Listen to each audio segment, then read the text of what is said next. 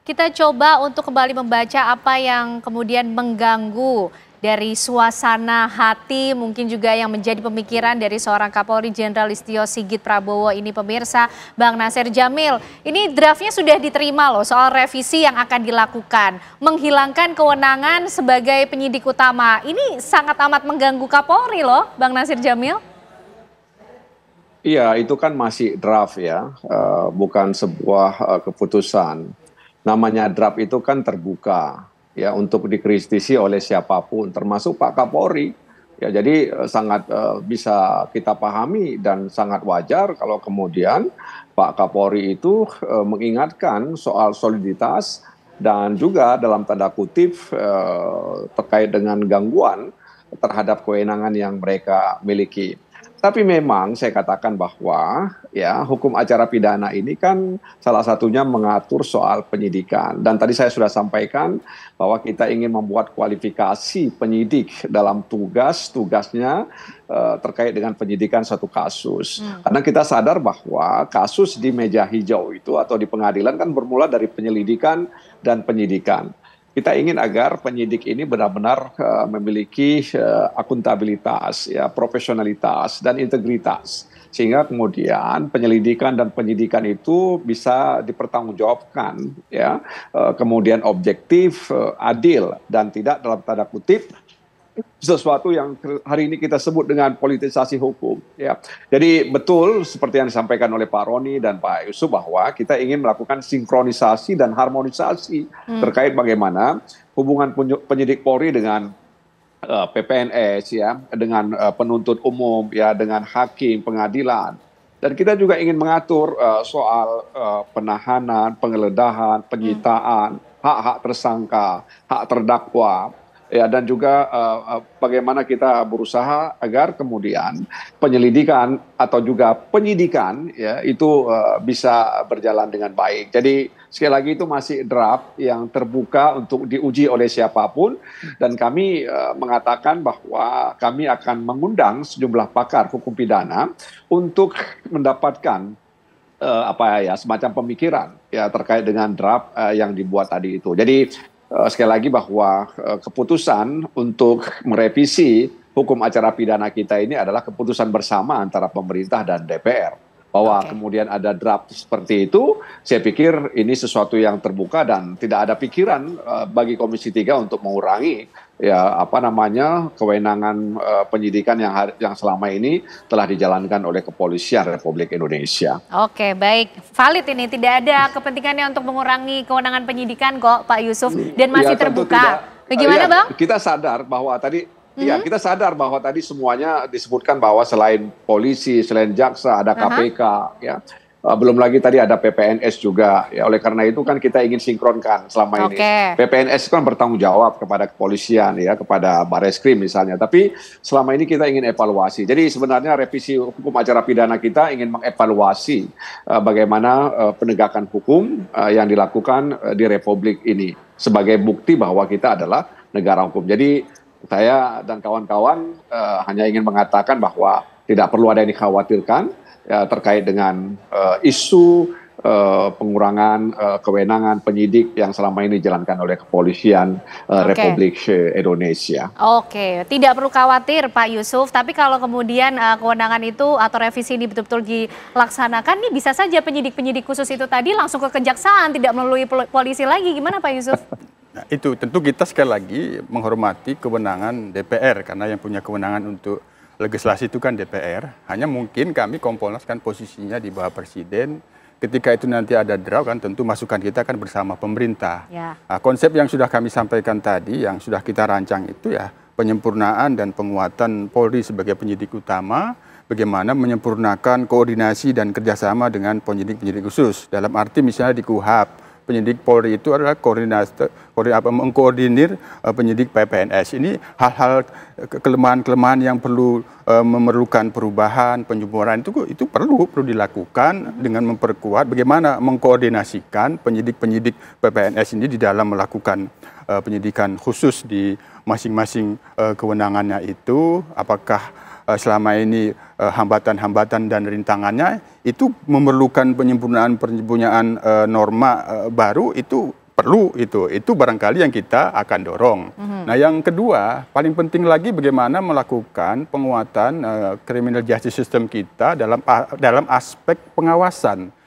Mungkin kita akan mengusulkan bagaimana membangun standar yang sama, pengawasan pada kewenangan penyidikan, pengawasan pada kewenangan penuntutan, kewenangan pada pengawasan pengadilan di hakimnya, memiliki standar, misalnya standar etiknya sama, tidak berbeda-beda, bagaimana memproses sebuah hasil penyidikan itu harus berapa waktu di jaksa penuntut umum, punya standar yang sama pengawasannya, begitu juga, sehingga ketika ada persoalan putusan, nah ini yang bermasalah, ini siapa? Penyidik, penuntut, atau hakim? Nah, ketika itu dirumuskan satu konsep pengawasan dengan standar yang sama, tidak saling menyalahkan bahwa ini hasil penyidikannya yang kurang bagus, oh ini tidak cermat penuntutnya pada waktu itu, oh ini kesalahan hakimnya. Ini barangkali yang ke depan ini yang diperlukan ada standar yang sama di dalam pengawasan sistem peradilan pidana kita, di masing-masing pelaksanaan kewenangan itu dengan standar yang sama, meskipun itu penyidik, penuntut, dan hakim. Itu yang coba kita gagas, akan menjadi usulan Kompolnas nantinya ketika akan benar-benar dilakukan revisi KUHP yang sebenarnya pada saat ini tidak banyak diperlukan perubahan-perubahan, hanya barangkali penyesuaian dengan KUHP baru kita nanti. Oke, baik. Berarti intinya Kompolnas masih tetap mempertahankan dan mengutamakan lah ya, polisi ini tetap menjadi penyidik utama, Pak Yusuf?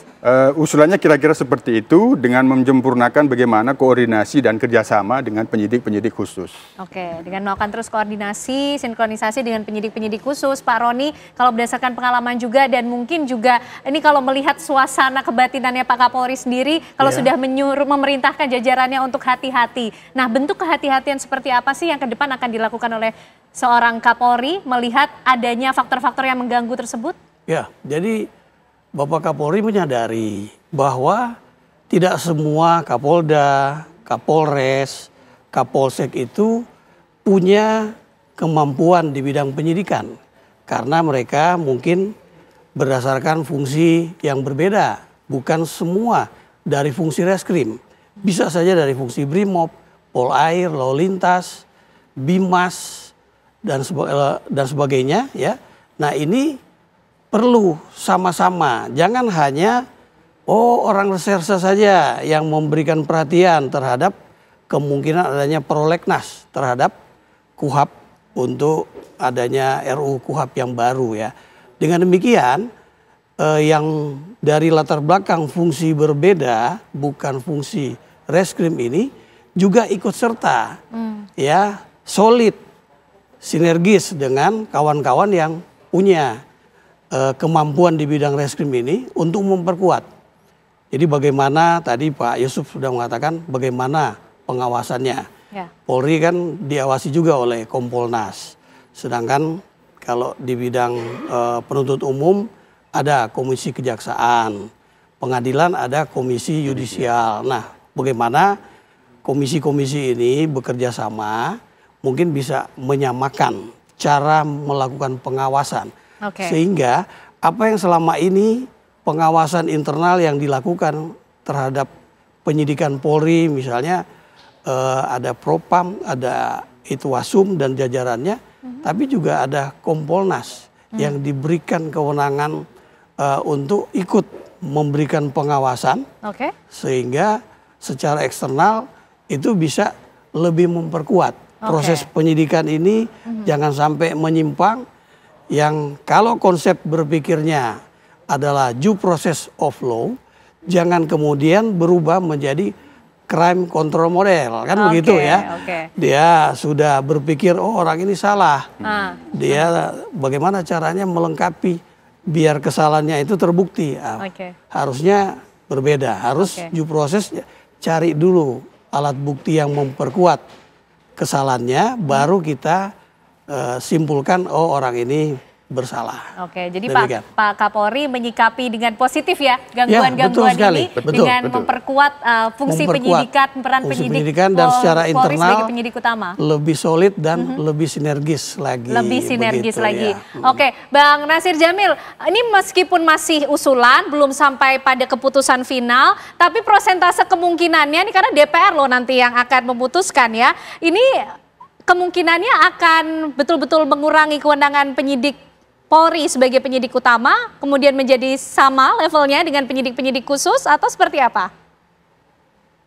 Iya, Kepolisian Republik Indonesia itu mitra kerja Komisi 3. Revisi hukum acara pidana itu dilakukan oleh Komisi 3. Ya tentu saja Komisi 3 itu tidak akan membelakangi, apalagi meninggalkan Kepolisian Republik Indonesia ketika kita bicara soal penyidikan. Makanya tadi kita katakan bahwa kita ingin menyempurnakan agar penyidikan itu lebih baik. Pendidikan lebih berintegritas, lebih berakuntabilitas, ya, sehingga kemudian tidak ada lagi lorong-lorong gelap dalam proses penegakan hukum di Republik ini. Itu yang kita lakukan, sehingga penyempurnaan dan penguatan yang disampaikan oleh Pak Romi, Pak Yusuf itu juga harus diikuti, ya, dengan tadi dengan sikap yang profesional, ya, sehingga kemudian apa yang kita harapkan bisa terwujud. Jadi Komisi 3 tidak akan membelakangi apalagi meninggalkan Kepolisian Republik Indonesia dalam soal penyidikan ini. Oke, itu standing point lah paling tidak dari Komisi 3 DPR ya. Yang pasti adalah bagaimana penyempurnaan fungsi penyidikan untuk mengutamakan akuntabilitas, integritas dan juga profesionalitas. Kita ikuti bersama nanti bagaimana revisi akan dilakukan. Terima kasih Pak Yusuf, terima kasih Pak Roni dan juga Bang Nasir Jamil. Malam hari ini sudah bergabung bersama kami di Apa Kabar Indonesia Malam.